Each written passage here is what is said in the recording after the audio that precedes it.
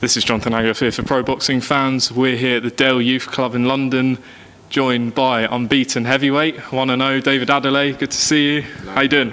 Good, I'm good. How are you? Good, thanks. A lot's changed since, well, I met you the first time at the Peacock, then saw you after your first fight. And now, you know, you've got a huge profile now, well, a lot bigger than you definitely have. Just talk to me first of all about how that's changed. Obviously, we'll come on to Vegas in a bit, but yeah, talk to me about your profile. Yeah, I mean, I think a few more people know me now. But I don't let it get to me, it doesn't mean nothing, do you know what I mean? I've still got a lot to prove, so I'd rather stay humble, stay grounded, and then when the time's right, everything will kind of fall into place.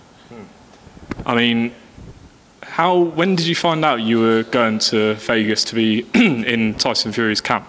So they contacted me last year, actually, yeah.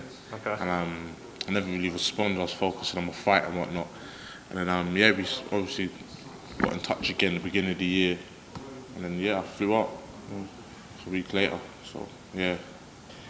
Because as I understand it, was originally meant to be, obviously you know, saying that, I think Richard Riapple was in the mix and Lawrence Coley, etc. But it was you, Jordan Thompson, George Fox. Yeah. You spent a lot of time with each other.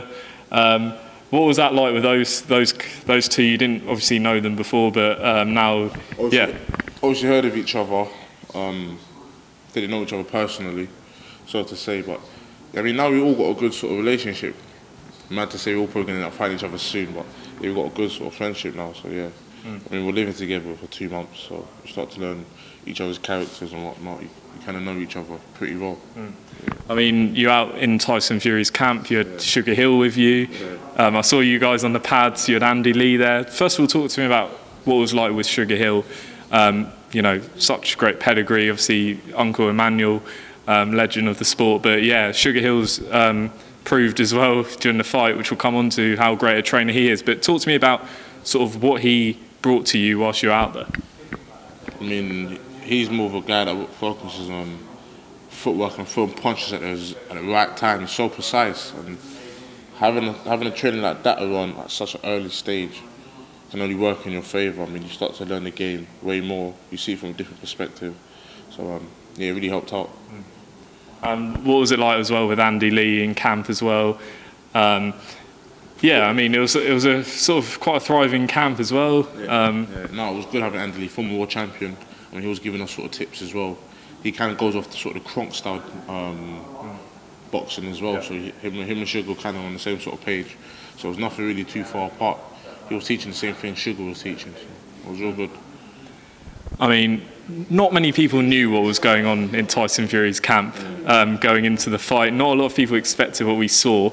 Can you give us a bit of an insight on what the camp was like, what the mentality was like from everyone? Because Tyson Fury said all camp he will knock Deontay Wilder out, albeit he said 2 rounds, but he said, you know, to everyone he will knock him out. No one really believed him.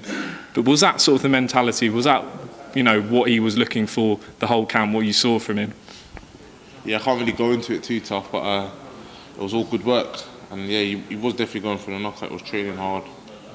I mean, trying new things out in training and whatever not. So we always knew he was definitely going to go for the knockout. I knew he would go to points regardless what happened that night. I mean, how many rounds did you sort of do with Tyson, Jordan, George? No, the sparring partners never got to spar each other. We were all just sparring Tyson, but it kind of just varied. But we were sparring loads and loads and loads.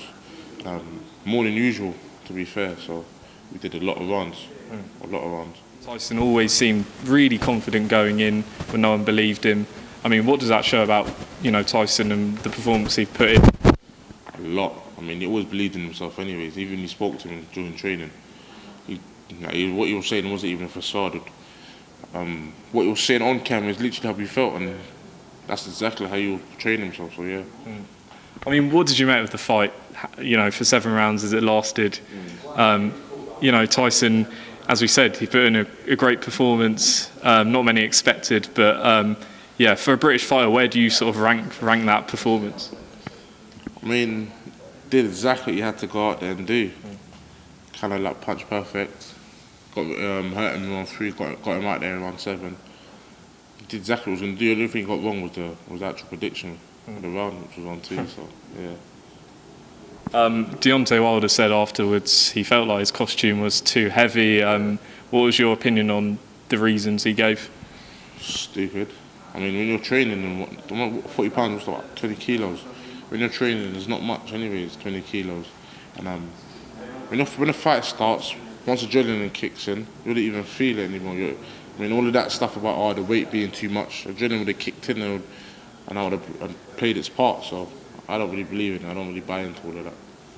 Bob Arum says that Deontay Wilder's exercised his rematch clause, third fight. How would you see a third fight going? And have you held any conversations about going back into Tyson's camp, perhaps? See the same thing happening again. I mean, he's beaten twice before. Definitely can do it for a third time. And yeah, you'll have to wait and see, innit, to see what's going to happen.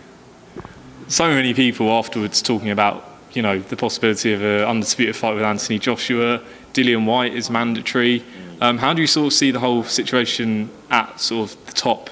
I mean, you know, Dillian Whyte deserves a shot. I think most people agree on that, but everyone also wants to see this undisputed fight. So, I mean, Dillian Whyte definitely deserves a shot. He's been here for God knows how long now. I mean, been mandatory for so long. But in terms of Joshua and Fury, how I see that fight panning out, I'm gonna have to sit on the fence because I seriously don't know. They both got strengths, they both got weaknesses. So I mean, have you sparred both? Or nah, I haven't sparred Joshua. Right. So it'll be good work. It'll be good. Do you want to come back onto you? Obviously, we saw very quick work in your debut in December. Talk me through how it went for you. I spoke to you afterwards. You were elated, but having had time to reflect, what do you make of it? Good. I mean, I got him out of there. I've rushed my work a bit, but I mean, it was my debut. I can't go and beat myself up over it, but I think I kind of showed the nation what I'm kind of capable of and what we've not. And definitely should have got the skill set to kind of match it with a lot of the boys, but I already had one fight, so I'll stay humble for now. And as time goes on, I'm sure you'll start to see it. Back out on April 11th on this big card, announced Daniel Dubois and Joyce. Talk to me about sort of the opponent. Have you had any conversations about who it's going to be? Yes, I know I'm fighting.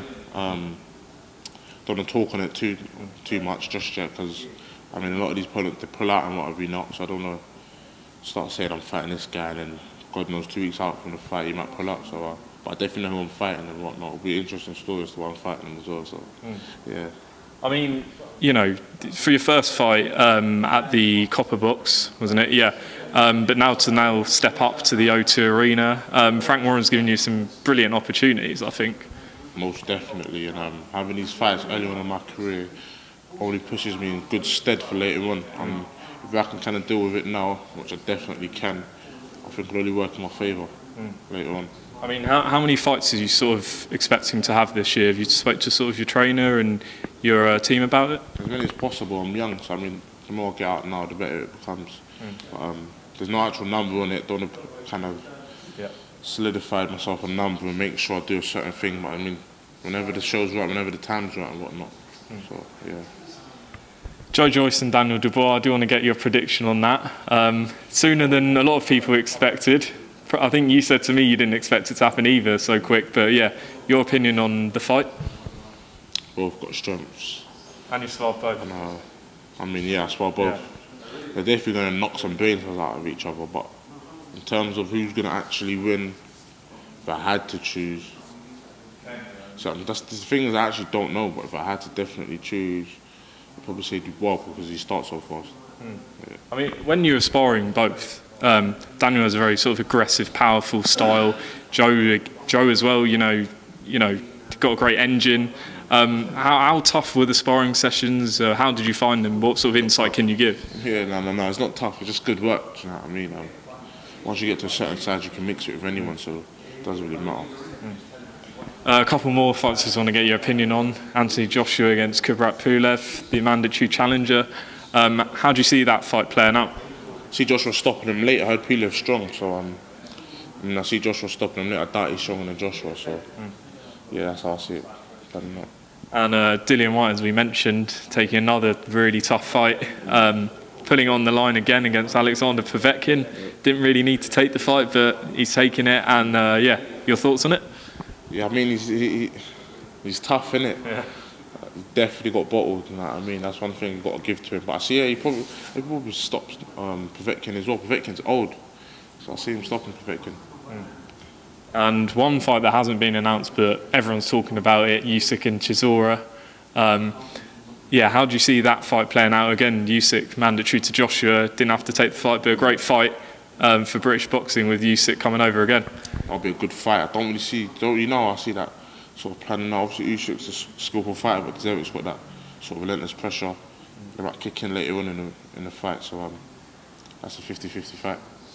I mean, Chisora might land on him and get him out of there, so yeah. One final thing, I spoke to a lot of people about it today. Did you see sort of the Mike Tyson video that's gone sort of viral, you know, from his podcast with Sugar Ray Leonard?